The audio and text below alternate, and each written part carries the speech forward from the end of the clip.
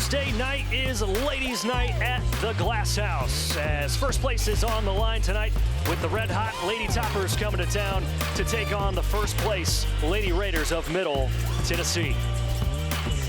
What is going on, everybody? Alongside the coach, Darren Park, I'm Jake Rose. Thanks for joining us tonight on ESPN+. Got a great ball game for you. The longest-running rivalry in Conference USA. It's 100 miles of hate. And Darren, these teams know each other extremely well. They've already played once this year, back on New Year's Eve. A shorthanded Middle Tennessee team knocked off the Toppers in the E.A. Diddle Arena. They did. It was a great game on New Year's Eve. An offensive showdown is what it was. Both teams back and forth. Both teams played at a high level. At the end, though, Middle Tennessee just too much for Western Kentucky, despite Western Kentucky's 11 three-pointers. They'll need 11 tonight if they want to get this road victory here in Murfreesboro.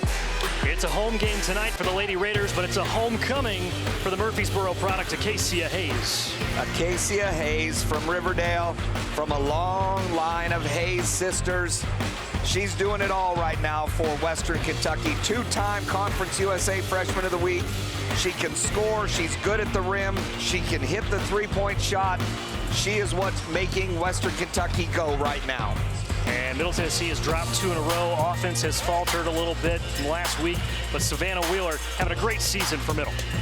Savannah Wheeler just keeps getting better as she's getting more comfortable within the role here at Middle Tennessee. As you can see, over 1,500 points in her college career. She can flat out score the basketball. She's great to the rim. She's crafty.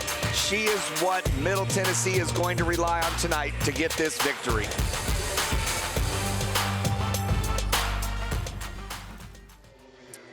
Welcome to halftime here at the Murphy Center, where Middle Tennessee has a 9-point advantage over the 18th-ranked Louisville Cardinals, 34-25. He is the coach, Darren Park. I'm Jake Rose. Thank you for joining us tonight on ESPN+. And Darren, Middle Tennessee riding a 15-2 run the last few minutes of that second quarter. Some hot shooting from the Blue Raiders.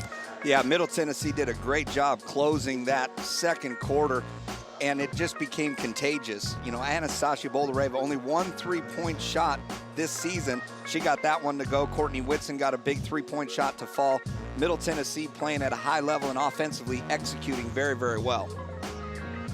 Senior Malashka leading the way for Middle Tennessee with 11 points. Earlier this week, we had the opportunity to sit down with longtime Middle Tennessee women's basketball coach Rick Insel as he reflected on his career and what tonight means for his program.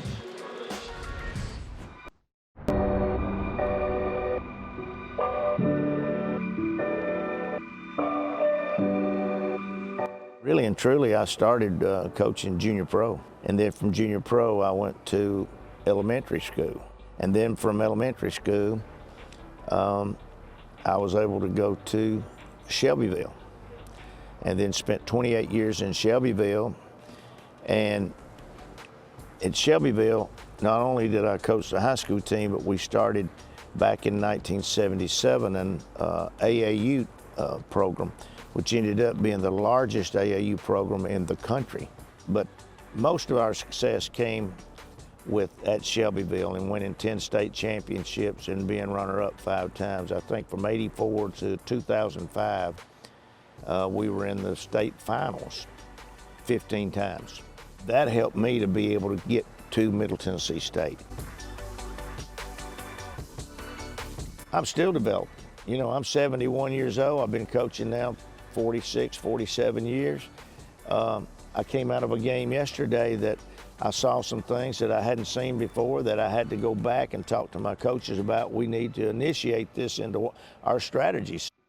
The day that you quit learning, the day that you quit developing as a coach, you need to get out. And so I'm still developing right now. It's not a done deal.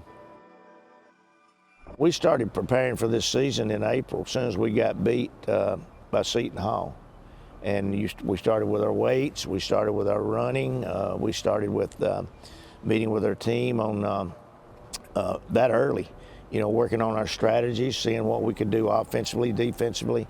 So it's been we've been doing this now for the last 6 or 7 months for this season. And in particular, we've been shooting for the Louisville game. We'd like to have been undefeated. You know, we got beat 1 point by Mercer on a last-second shot. So really that would put us one loss, and then Texas Tech, we led to the last 2 minutes. So really we felt like we could be undefeated, but we had a couple of those little stones that I'm talking about, and we've had to come back and grow a little bit and do some things. And so we've been shooting for Sunday's game for a pretty good while. This is what it's all about. Preparing for a big game that you're not supposed to win, that a team that was in the Final Four last year was ranked in the top 5 in the country. This is what it's all about. This is what we are preparing our team for.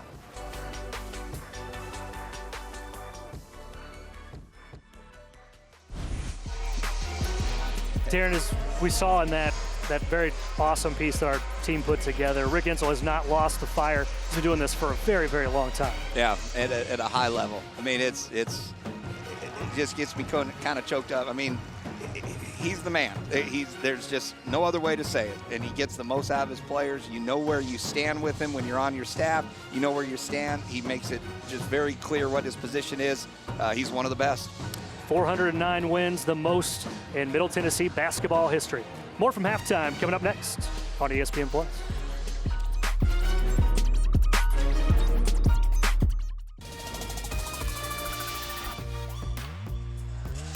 It's a Tennessee intrastate showdown tonight as the Chattanooga Mocs come to the Borough to take on the Blue Raiders of Middle Tennessee.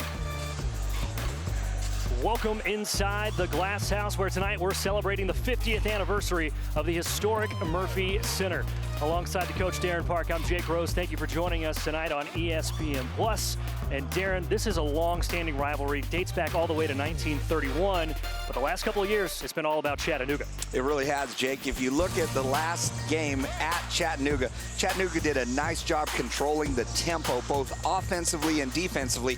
And what they did was they handled Middle Tennessee's defensive pressure. If they can do that again tonight, they've got a chance to upset Middle Tennessee and end an historic winning streak for the Blue Raiders. And tonight's matchup features a couple of big-time playmaking bigs. And for Middle Tennessee, it's the undersized but agile DeAndre Dishman. He is agile. He's got great feet. He works well around the basket, and he just has a nose for the basketball. He can score in a variety of different ways, and he rebounds the basketball very well. He can take it off the bounce and finish at the rim and gets to the foul line. He's the leading scorer for Middle Tennessee. They're going to count on him tonight to have a big game. And for the Mocs, it's the VMI transfer, Jake Stevens, the 7-footer with a sweet, sweet stroke. I'm so excited to watch a true throwback to the post player in Jake Stevens. And what I mean by that, he's got a back to the basket game. They're going to put him on the block. He can go left hand or left shoulder, right hand to the rim, but he's more than that. He can shoot the three. He can pass the ball. Look at his range right now. They run their offense through the big guy from VMI. Expect him to have a monster game for the Mocs.